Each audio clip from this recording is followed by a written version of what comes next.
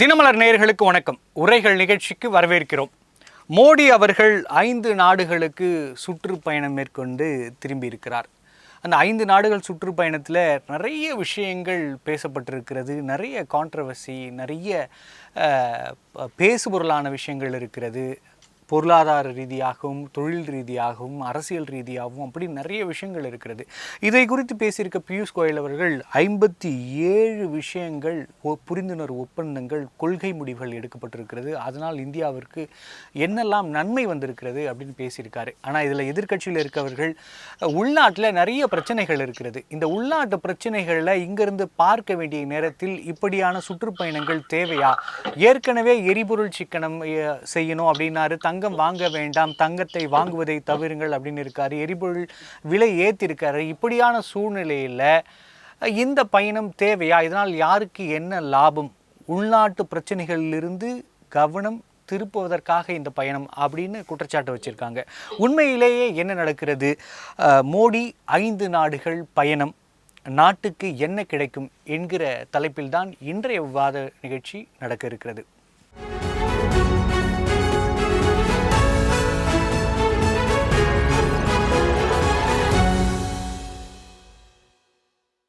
மோடி 5 நாடுகள் சுற்றுப்பயணம், நாட்டிற்கு என்ன கிடைக்கும் என்பது குறித்து விவாதிக்க நம்மோடு இணைந்திருக்கும் கருத்துரையாளர்கள் காங்கிரஸ் கட்சியை சேர்ந்த திரு முருகையன் அவர்கள். வணக்கம் சார். மற்றும் அரசியல் விமர்சகர் திரு வாசுதேவன் அவர்கள். வணக்கம் சார். வணக்கம் சார். முருகையன் சார், உங்ககிட்ட இருந்து ஆரம்பிக்கணும்னு நினைக்கிறேன். 5 நாடுகள் பயணத்தில் நிறைய பொருளாதார ஒப்பந்தங்கள், முதலீடுகள் அப்படின்னு நிறைய விஷயங்கள் நடந்திருக்கிறது. ஆனாலுமே மோடி எந்த நாட்டுக்கு போனாலும் அவர் ஊர் சுத்த போயிட்டார் அப்படிங்கிற அதே தோணியிலே பேசிட்டு இருக்கிறது சரியா? அனைவருக்கும் வணக்கம். ஒரு நாட்டினுடைய பிரதமர் அயல் நாடுகளுக்கு சுற்றுப்பயணம் செல்வது என்பது இயற்கையான ஒன்றுதான். அதில் ஒன்றும் குறை காணவோ குற்றம் சொல்லவோ இல்லை. அப்படி செல்லுகின்ற சுற்றுப்பயணத்தினால் இந்திய நாட்டினுடைய வளர்ச்சியில் எந்த அளவுக்கு அதில் பங்காற்றி இருக்கிறது, அதில் பொருளாதாரத்தினுடைய வளர்ச்சிக்காக அது எந்த அளவுக்கு அவர்கள் போடுகிற ஒப்பந்தம் நடைமுறை சாத்தியமாகி இருக்கிறது, எந்த அளவுக்கு இந்த நாட்டு மக்களுக்கு பயனளித்திருக்கிறது, இந்த நாட்டினுடைய எதிர்காலம் எந்த அளவுக்கு நிர்ணயிக்கப்படுகிறது, இதை பொறுத்துதான் அந்த சுற்றுப்பயணத்தினுடைய பயனா இல்லையா என்பதை நாம் கண்டறிய முடியும். அதை உடனடியாக ஒரு 5 நாடுகளுக்கோ ஒரு 4 நாடுகளுக்கோ போயிட்டு வராருன்னா உடனடியாக அதனுடைய பலனை நாம் கண்டறிந்து விட முடியாது. ஆனால் இங்கே உள்ள நம்முடைய என்னை போன்ற எதிர்க்கட்சிகள் இந்திய நாட்டில் இவ்வளவு பிரச்சனைகள் இருக்கிறது, நீங்கள் சுற்றுப்பயணம் போவதனால் ஏதாவது அதனுடைய பலன் இங்கே நமக்கு கிடைக்க வேண்டும், அது மாதிரி எதுவும் கிடைக்காத பட்சத்தில் பல குறை சொல்வது, குற்றம் சொல்லுவது இயற்கை தான். அது யாராக இருந்தாலும், டாக்டர் மன்மோகன் சிங்கா இருக்கட்டும், இந்திரா காந்தியா இருக்கட்டும், யாராக இருந்தாலும் அயல் நாட்டுக்கு சென்று வந்தால் அவர்களுக்கு தனிப்பட்ட புகழ் கிடைக்கிறது, அவர்களுக்கு பரிசு கொடுக்கிறார்கள், உலகத்திலேயே முக்கியமான சில இதெல்லாம் கேடயங்கள் எல்லாம் கொடுத்து வாழ்த்துறாங்க. அதெல்லாம் நம்ம வரவேற்கத்தக்கதுதான், இல்லை என்று சொல்லவில்லை. இந்தியாவினுடைய உள்நாட்டு பொருளாதாரம் எப்படி இருக்கிறது? 54 ரூபா அதாவது டாலர் மதிப்பு 54 ரூபா இருக்கும் பொழுது இதே மோடி அவர்கள் குஜராத்தினுடைய முதலமைச்சராக கண்டனம் தெரிவித்து போராட்டம் நடத்தினார். ஆனால் முருகையன் சார், நீங்கள் நீண்ட நெடுங்காலமாக அரசியலில் இருக்கீங்க, நிறைய விஷயங்களை பார்த்துருக்கீங்க. உங்களுக்கு தெரியும், ஒரு பிரச்சனை இருக்கிறது என்பதற்காக இன்னொரு விஷயத்தை செய்யாமல் அரசாக தவிர்க்க முடியாது. ஆனால் இங்கே தமிழகத்திலேயோ இந்தியாவிலேயோ எப்போ பிரச்சனை இல்லாமல் இருந்திருக்கும்? அதற்காக தள்ளி போட்டுட்டே இருக்க முடியுமா? சர்வதேச அரசியல்ல இந்தியாவின் நிலைப்பாடும் அதோட நண்பகன் தன்மையும் அவர்களோட பெருமையும் நம்ம பேசிதானே ஆகணும், அதற்கு நம்ம போய் தானே ஆகணும். அதுதான் முன்னாடி சொன்னேன். ஒரு நாட்டின் பிரதமர் வெளிநாட்டுக்கு போவதோ, ஒப்பந்தங்களை போடுவதோ, தலைவர்களை சந்திப்பதோ தவறு அல்ல என்று நான் ஏற்கனவே சொல்லிவிட்டேன். எங்கள் கட்சி தலைவர் நாங்கள் 50 ஆண்டு காலம் இந்த நாட்டை ஆண்டிருக்கிறோம். எங்கள் தலைவர்களும் எல்லா நாட்டுக்கும் சுற்றுப்பயணம் செய்திருக்கிறார்கள். ஆனால் நீங்கள் போய் சுற்றுப்பயணம் செய்துவிட்டு ஒன்றும் இல்லை, இந்த போர் நடந்துகிட்டு இருக்கு பாருங்க, அந்த இஸ்ரேல் அமெரிக்காவினுடைய ஈரான் போர் நடந்துகிட்டு இருக்க, அது இஸ்ரேல் அதிபரை முதல் நாள் போய் சந்திக்கிறார், கட்டி அணைத்து ஒருவருக்கு ஒருவர் பாசத்தை பகிர்ந்து கொள்ளுகிறார்கள். அவர் அங்கிருந்து இந்தியாவுக்குள் வருவதற்கு அங்கே குண்டு மழை பொழிகிறது. அதுதான், அதனால அவர்தான் காரணம் என்று சொல்லவில்லை, அவர்தான் ஆசீர்வதித்து நீங்கள் போரை தொடங்குங்கள் என்று சொல்லிவிட்டு வந்ததாக நாங்கள் கற்பனையாக வேண்டும் என சொல்லலாம். நான் அதை ஏற்க மாட்டேன், அது அல்ல. ஆனால் அவருடைய அந்த நேரமும் காலமும் அது சரியாக அமைந்தது. ஏன்னா ஒரு ஆனா மிகப்பெரிய உங்களுக்கு இருங்க, 2 உலக போர்களுக்கு பிறகு மிகப்பெரிய போராக இன்னைக்கு நடந்து கொண்டிருக்கிறது. நாளை காலையில அங்க ஈரானுக்கு இவளுக்கும் சண்டை வெடிக்க போகிறது, குண்டு போட போகிறார்கள். முதல் நாள் சந்தித்து ஒரு நாட்டு அதிபரை பேசும்போது அது சம்பந்தமாக அந்த நாட்டு அதிபர் இவரோடு டிஸ்கஸ் பண்ணாரா இல்லையா, அதை இந்த நாட்டு மக்களுக்கு தெளிவுபடுத்த வேண்டுமா இல்லையா?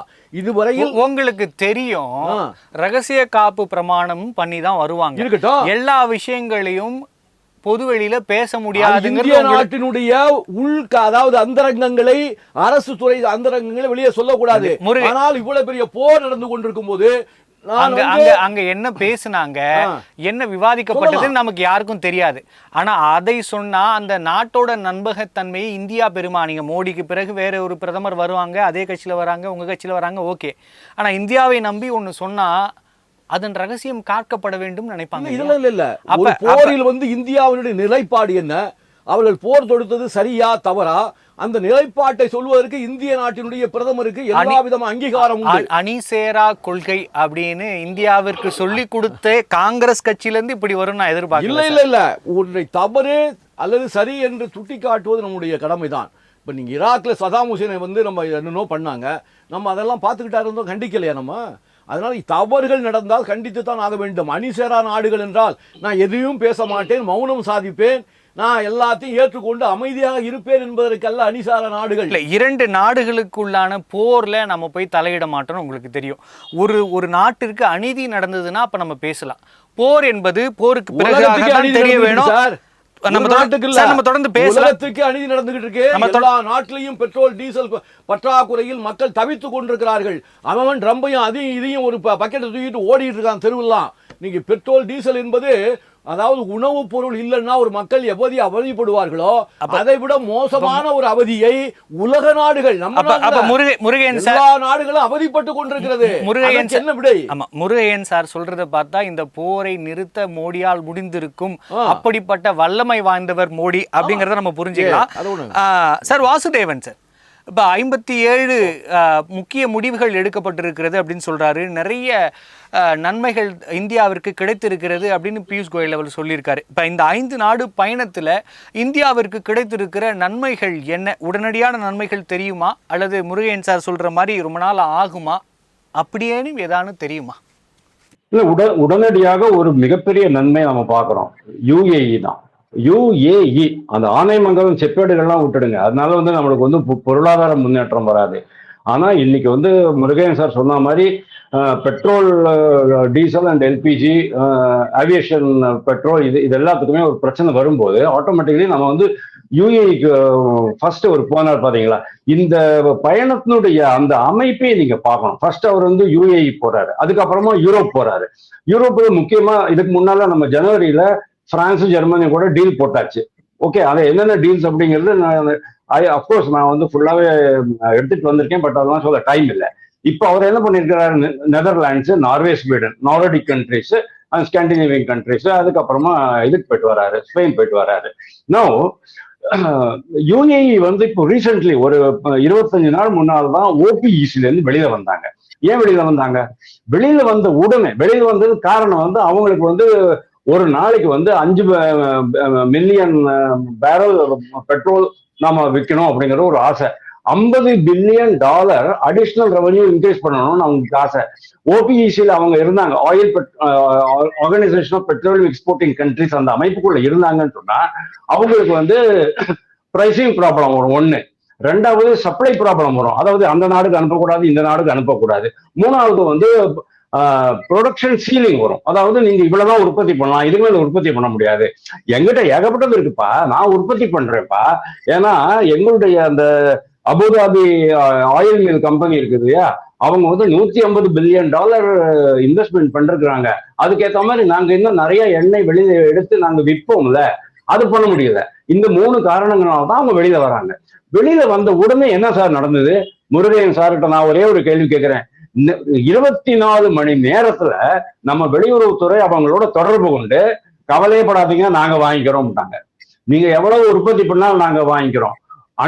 Under the sea cable, under the sea pipeline மட்டும் போடுறதுக்கு இன்னும் அவங்க அக்ரிமெண்ட் போடலையே தவிர பாக்கி எல்லா விதத்திலையும் கல்ஃப் ஆஃப் ஓமன் வேண்டாம், ஹார்மூஸ் ஸ்ட்ரைட் வேண்டாம், நம்ம வேற எப்படியாவது உங்களுக்கு கொண்டாந்து கொடுத்துடுறோம், டைரக்டா உங்களுக்கு வந்து பவநகர்லயும் காந்திதாமையும் பாம்பேலையும் இது ஜேஎன்பிடி பாம்பே பிளஸ் கொச்சி அந்த அந்த இடங்களுக்கு கொண்டாந்து சேர்த்து விடுறோங்கிற அளவு சேர்த்திருக்கிறாங்க.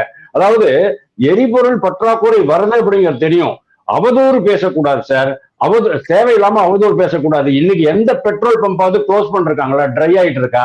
ரிலையன்ஸ் பெட்ரோல் பம்ப் ஒரு 10-15 வருஷம் முன்னால ஆரம்பிச்சு திடீர்னு க்ளோஸ் பண்ணிட்டு போயிட்டான் பாருங்க. அந்த மாதிரி அதான் க்ளோஸ் பண்ணிருக்காங்களா? ஒரு பெட்ரோல் பம்பு கூட க்ளோஸ் ஆகல. ஒரு எல்பிஜி டிஸ்ட்ரிபியூட்டரும் வந்து பிசினஸே வேண்டாம்னு சொல்லிட்டு க்ளோஸ் பண்ணிட்டு போல. என்ன 10 நாள்ல கிடைக்கிற ஒரு எல்பிஜி வந்து 15 நாள்ல 20 நாள்ல கிடைக்குது. இன்னைக்கு கூட சொல்றேன், ராத்திரி கூட பெட்ரோல் பம்ப் ஓபன் ஆயிட்டு இருக்கு. 2 மணிக்கு போனீங்கன்னாலும் பெட்ரோல் கிடைக்கத்தான் செய்யுது. அதனால தட்டுப்பாடே இல்லை. 140 கோடி மக்கள் விலை இருக்கே சார், தட்டுப்பாடு இல்ல, ஆனா கொஞ்சம் கொஞ்சமா விலை உயர்ந்து கொண்டே இருக்கிறது. செய்யும். ஏன்னா அது நம்மளுடைய கட்டுப்பாடுல இல்லையே. இதுக்கு முன்னால வந்து இந்திரா காந்தி காலத்துல விலை உயர இல்லையா? மன்மோகன் சிங் காலத்துல விலை உயர இல்லையா? மன்மோகன் சிங் வந்து இருங்க மன்மோகன் சிங் ஒரு மோசடி பண்ணாரு. பெட்ரோல் பாண்ட் அப்படின்னு ஒண்ணு வச்சு விலையை குறைச்சு வச்சிருந்தாரு. அந்த பெட்ரோல் பாண்ட் 1,50,000 கோடி ரூபாய 1,50,000 அது எவ்வளவு, 1 லட்சமோ கோடியோ எவ்வளவோ, அத நரேந்திர மோடி கவர்மெண்ட்டுக்கு கொடுக்க வேண்டியதா போச்சு. அந்த மாதிரி எல்லாம் ஒண்ணுமே பண்ணலையே. 3 ரூபா தான் சார் இன்க்ரீஸ் ஆயிருக்கு. வேர்ல்டு லெவல்ல 13-15 கண்ட்ரிஸா நீங்க பாருங்க எவ்வளவு ஏற்றிருக்கிறாங்க, இந்தியால எவ்வளவு ஏற்றிருக்கிறாங்கன்னு பாருங்க. அதனால பெட்ரோல் தட்டுப்பாடு கிடையாது. இந்த பெட்ரோல் தட்டுப்பாடு, எல்பிஜி தட்டுப்பாடு சமாளிக்கிறதுக்காக தான் அவங்க வந்து ஃபர்ஸ்ட் யுஏஇக்கு போயிட்டு டீல் போட்டு விட்டாங்க. இதுதான் இம்மீடியட் பெனிஃபிட்.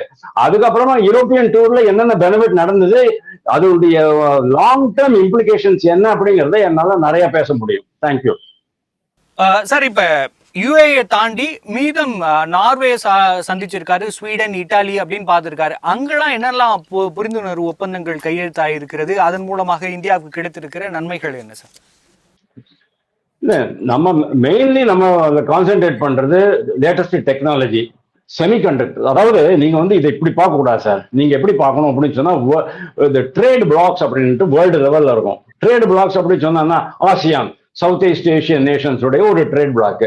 அதே மாதிரி ஆப்பிரிக்கன் யூனியன் அப்படிங்கிறது ஒரு ட்ரேட் பிளாக். அதே மாதிரி ஷாங்காய் எக்கனாமிக் கோஆபரேஷன் அப்படிங்கிறது ஒரு ட்ரேட் பிளாக். அதே மாதிரி நார்த் அட்லாண்டிக் ஆர்கனைசேஷன், அது ஒரு ட்ரேட் பிளாக். சவுத் அமெரிக்கன் நேஷன்ஸுக்கு ஒரு ட்ரேட் பிளாக். நம்மளோட இந்த G20, G7, சார்க், SAARK நம்ம தான் ஆரம்பிச்சோம் 1985ல. இந்திரா காந்தி மறைந்த பிறகு ராஜீவ் காந்தியால ஆரம்பிக்கப்பட்டது. அது ஒரு ட்ரேட் பிளாக். இந்த மாதிரி வேர்ல்டு லெவல்ல ட்ரேட் பிளாக்ஸ் இருக்கும்போது EU அப்படிங்கிறது ஒரு மிகப்பெரிய ட்ரேட் பிளாக். யூரோப்பியன் யூனியனும் இந்தியாவும் சேர்ந்துச்சு சொன்னா 2 பில்லியன் மக்களுக்கு மேல இருக்கிற ஒரு மிகப்பெரிய சந்தை. அவ்வளவு பெரிய சந்தையை நம்ம வந்து ஒன்னா கொண்டு வரோம் அப்படிங்கறத நம்ம பார்க்கணும். அதாவது இன்னைக்கு வந்து வேர்ல்டு லெவல்ல ஜியோ பாலிட்டிக்ஸ் சேஞ்ச் ஆகி போச்சு. அமெரிக்கா வந்து அதாவது ஒரு titan of free trade, torch bearer of free trade அப்படிங்கிற அந்த பேர்ல இருந்து அமெரிக்கா நழுவி இன்னைக்கு வந்து ப்ரொடெக்ஷனிசம்க்கு வந்துட்டாங்க. அதாவது இறக்குமதி வரி போடுறேன், பரஸ்பர வரி போடுறேன் அப்படின்ற அளவுக்கு வந்துட்டாங்க. அதே மாதிரி நேட்டோ நாடுகள் வந்து எங்களுக்கு சப்போர்ட் பண்ணணும் அப்படிங்கிறாங்க. ஈரான் ஈராக் வார்ல ஈரான் இஸ்ரேல் வார்ல சப்போர்ட் பண்ணுன்றாங்க, உக்ரைன் வார்ல சப்போர்ட் பண்ணுன்றாங்க. அவங்க யாரும் சப்போர்ட் பண்ணல. அப்போ அமெரிக்காவுக்கும் ஐரோப்பிய நாடுகளுக்கும் இடையே இருந்த அந்த ஒரு கிட்டத்தட்ட 55 வருஷமா இருந்த அந்த ஒரு தொடர்பு, நட்பு கொஞ்சம் கொஞ்சமா கம்மியாயிட்டு இருக்குது. அப்பதான் அவங்க வந்து பாக்குறாங்க, நம்ம வந்து அமெரிக்கா மேலே டிபெண்ட் ஆயிட்டு இருக்க வேண்டாம், நம்ம வந்து வேர்ல்டு லெவல்ல பெரிய மற்ற இதுகள்லாம் பண்ணிடலாம். நம்ம பண்ணோம் பாத்தீங்களா? அதாவது அமெரிக்காவோட அந்த $80 பில்லியன் வர்த்தகம் அவங்க வந்து 26% வரி போட்ட உடனே நம்ம என்ன பண்ணோம்? கவலையே வேண்டாம், அமெரிக்காவுக்கு விற்க வேண்டாம், லோக்கலாவே நாம வித்துக்கலாம்னு சொல்லிட்டு go for local, vocal for லோக்கல்னு ஒன்று ஆரம்பிச்சோம். அதுக்கப்புறமா 40 மற்ற நாடுகளோட நம்ம வந்து டீல் போட்டுக்கிட்டோம். அதனால அமெரிக்கா வாங்காத அல்லது வாங்காமல் விட்ட பல பொருட்கள் நம்ம வந்து வெளியே மற்ற நாடுகள் மூலமா மேனேஜ் பண்ணிட்டோம் இல்லையா? ஏற்றுமதினா இறங்கவே இல்லையே, ஏற்றுமதி ஏறிக்கிட்டு தானே இருக்கு நம்மளோட ஏற்றுமதி. அதே மாதிரி அவங்க என்ன பண்றாங்க, ஐரோப்பியன் யூனியன் என்ன பண்றாங்க அப்படின்னா, அமெரிக்காவை மட்டுமே டிபெண்ட் ஆகிட்டு இருக்க வேண்டாம், நம்ம வேலையை நம்ம பார்க்கலாம், அப்படின்னு போக ஆரம்பிச்சிட்டாங்க. அது இன்னொரு காரணம். ஓபிஇசில இருந்து யுனைடெட் அரப் எமிரேட்ஸ் அப்படின்னு வெளியில வந்ததுக்கு அது இன்னொரு காரணம். ஏன்னா அவங்க ஒட்டுமொத்தமாவே இவங்க இந்த ஓபிஇசி கண்ட்ரோல்லயோ இல்லைன்னா அமெரிக்காவுடைய கண்ட்ரோல்லயோ அவங்க இருக்க விரும்பல. இந்த மாதிரி மாறுபடும் சூழ்நிலையில தான் ஒரு பெரிய ட்ரேட் பலத்தை இயு டெக்னாலஜி டெக்னாலஜி அதாவது நம்மளுக்கு வேண்டியது டெக்னாலஜி, செமிகண்டக்டரு, அவங்களுடைய மார்க்கெட்டுக்கு அவங்களுடைய ப்ராடக்ட்ஸுக்கு இங்க வந்து 140 கோடி மக்கள்ங்கிறது ஒரு மிகப்பெரிய சந்தை. நம்மளுக்கு வந்து டெக்னாலஜி டிரான்ஸ்பர் ஆகும், டிஃபென்ஸ் கோஆபரேஷன் நடக்கும், ஹெல்த் செக்டார்ல இன்வெஸ்ட்மெண்ட் நடக்கும். கிட்டத்தட்ட ஒரு 55 ஒரே நிமிஷம் 55 கார்பரேட்ஸோட அவங்க பேசியிருக்கிறாங்க. இப்போ எல்லாமே இந்த பக்கம் டிரான்ஸ்பர் ஆக போறது அப்படின்னு பாக்குறோம். இது நம்ம நாடு 2047 விக்சித் பாரத், அதாவது வளர்ந்த பொருளாதாரமாக மாறுவதற்கான அந்த பாதையில நம்ம பயணிக்கும் போது அங்கிருந்து வர இன்வெஸ்ட்மெண்ட், அங்கிருந்து வர டெக்னாலஜிக்கல் ஷிஃப்ட், அங்கிருந்து வர இந்த people to people exchange cooperation, இது எல்லாமே மிகப்பெரிய அளவில் பயன்படும். ஆமாம், அவங்க பதில தான் அவருக்கு கேள்வியாக வைக்க விரும்புகிறேன் சார். இப்போ செமிகண்டக்டரில் இருந்தாலும் சரி, டெஸ்லா, ஆப்பிள், டிஃபென்ஸ் மேனுஃபேக்சரிங் அப்படின்னு நிறைய முதலீடுகள் சைனாவிலேருந்து வெளியே போகிறாங்க. அந்த முதலீடுகளை பிரதமர் வந்து இந்தியாவுக்கு எடுத்துன்னு வராரு. அப்படிங்கிற பார்க்குறப்ப இங்கே வேலைவாய்ப்புகளும் நம்மளோட பொருளாதார நிலையும் மாறும், இங்கே மேனுஃபேக்சரிங் ஹப்பாக மாறுது. அப்போ இந்த மாதிரியான விஷயங்கள் நடக்கிறப்ப இது நீண்ட காலத்துக்கு இந்தியாவுக்கு நன்மை தானே தரும். இப்போ அதற்காக இந்த பயணங்கள் அவசியம் தானே சார்? நீங்கள் ஒரு பயணத்திலையும் வந்து நன்மை கிடைக்கும்.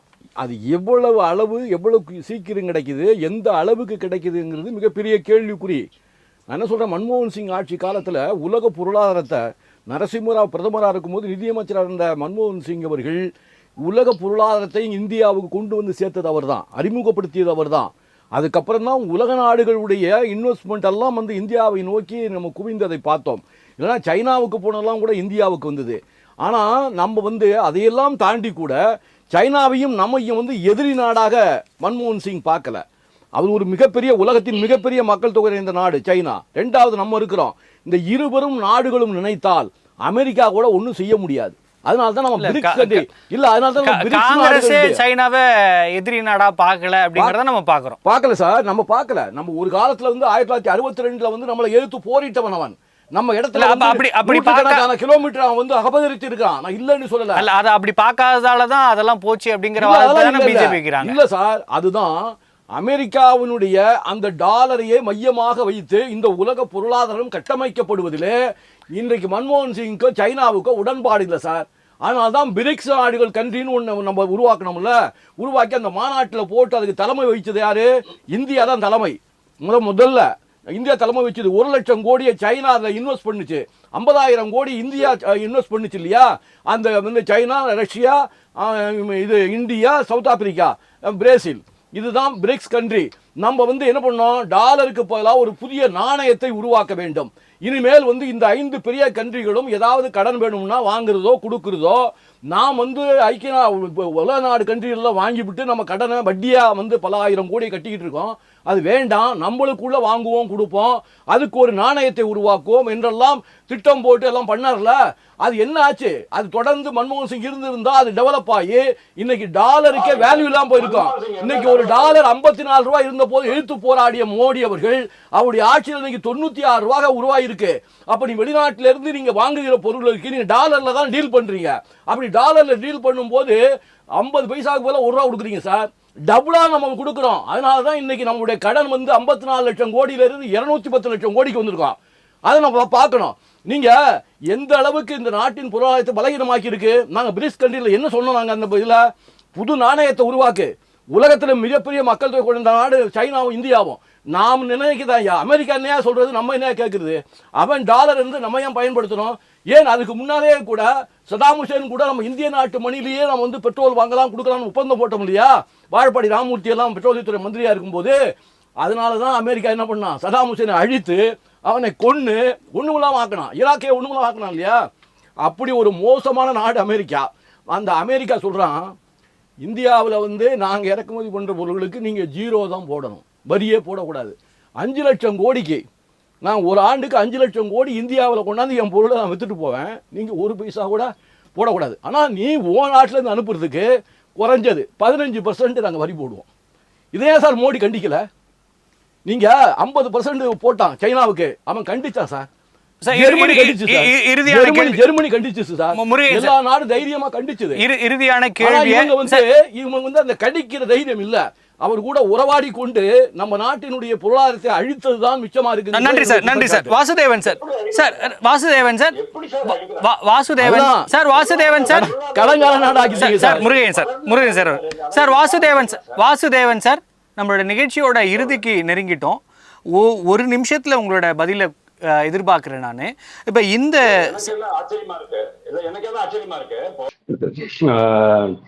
அந்த பிரிக் கரன்சி ஏன் கொண்டு வரல அப்படின்னு ஒரு கேட்கிறாரு.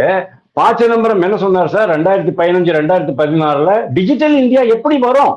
நம்ம இங்க இருக்கிற மக்கள் எல்லாம் வந்து படிக்காத மக்கள். இதுதான் வந்து காங்கிரஸ் கட்சியினுடைய 55 வருஷ ஆட்சியில நடந்துகிட்டு இருந்தது. இன்னைக்கு அதையே வந்து நம்ம யூஸ் பண்ணிட்டு இருக்காங்க சார். நம்மளுடைய அந்த இது இருக்குது இல்லையா, டிஜிட்டல் கரன்சி அந்த பேமெண்ட் மெத்தட் யூஸ் பண்ணிட்டு இருக்காங்க சார். வேர்ல்டுல 18 கண்ட்ரிஸ்க்கு ரூபி ட்ரேடு தான் பண்ணிக்கிட்டு இருக்கிறோம்.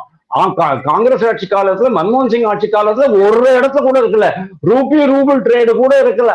ருஷ்யா கூட அது கூட டாலர்ல தான் பண்ணிக்கிட்டு இருந்தோம் நாம. ரெண்டாவது சார் சொல்றாரு மன்மோகன் சிங் தான் உலகமயமாக்கினாரு, வேற வழி கிடையாது. மன்மோகன் சிங் வந்து பைனான்ஸ் மினிஸ்டரா இருந்து 1991 உலகமயமாக்கினது, பரவலாக்கல் உலகமயமாக்கல். காரணம் காங்கிரஸ் கட்சியினுடைய அந்த லைசன்ஸ் பர்மிட் ராஜ். நேரு காலத்திலேருந்து மன்மோகன் சிங் நரசிம்மராவ் காலம் வரைக்கும் ஒரு பேத்தட்டிக் எக்கனாமிக் கண்டிஷன் வச்சுக்கிட்டு மக்களை எப்பவுமே ஏழ்மை நிலையிலேயே வச்சுக்கிட்டு இருந்தது காங்கிரஸ். இதெல்லாம் தகர்த்தெறியணும் அப்படின்னு தான் ஒரு மன்மோகன் சிங் வந்து நிதியமைச்சரா வந்தாரு. அதை வந்து டெவலப் பண்ணிட்டு போனாரு. மூணாவதா சீனா நம்மளுக்கு எதிரி நாடு தான், பகை நாடு கிடையாது. எதிரி நாடுக்கும் பகை நாடுக்கும் டிஃபரன்ஸ் தெரிஞ்சுக்குங்க நீங்க.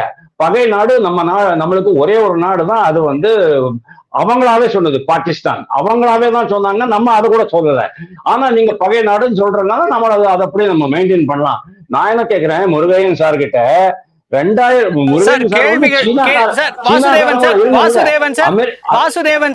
வாசுதேவன் சார் நிகழ்ச்சியோட இறுதிக்கு வந்துட்டோம். நீங்க கேள்வி வைக்க வேணாம், ஒரு இரு வரிகள்ல உங்களோட இறுதி வார்த்தைகளை வைங்க சார். இந்த யுஏஇ, அதாவது பிரதமருடைய யுஏஇ விசிட் வந்து உங்களுக்கு இம்மீடியட் சக்சஸ். இம்மீடியட்டா உங்களுக்கு வந்து பெட்ரோல் அதெல்லாம் வரப்போகுது. ஒண்ணு, இந்த நிலைமையை சமாளிக்கிறதுக்கு ஒரு மிகப்பெரிய அளவுல உதவும். ஒண்ணு. ரெண்டாவது, அவங்களுடைய ஐரோப்பிய யூனியன் விசிட்ல ஆல்ரெடி உங்களுக்கு இது கிடைச்சது, ஆனைமங்கலம் செப்பேடு கிடைச்சது. இன் அடிஷன் டு தட் கண்ணா பின்னான்னு இப்போ இன்வெஸ்ட்மெண்ட்ஸ் உள்ள வரப்போகுது, டெக்னாலஜிக்கல் டிரான்ஸ்பர் வரப்போகுது. இது எல்லாமே நம்மளுடைய பொருளாதார அடித்தளத்தை, இன்ஃப்ராஸ்ட்ரக்சர் இன்னும் பயங்கரமா டெவலப் பண்ணிட்டு போகும். அதாவது 15% வரைக்கும் பொருளாதார வளர்ச்சியை எடுத்துக்கொண்டு போறதுக்கான அடித்தளத்தை பிரதமர் அமைத்திருக்கிறார். தேங்க்யூ. நன்றி சார். நம்முடைய விவாதத்தில் பங்கு கொண்டு பல்வேறு கருத்துக்களை நம்மோடு பகிர்ந்து கொண்டமைக்கு நன்றி. மற்றும் ஒரு நிகழ்ச்சியில் சந்திக்கலாம்.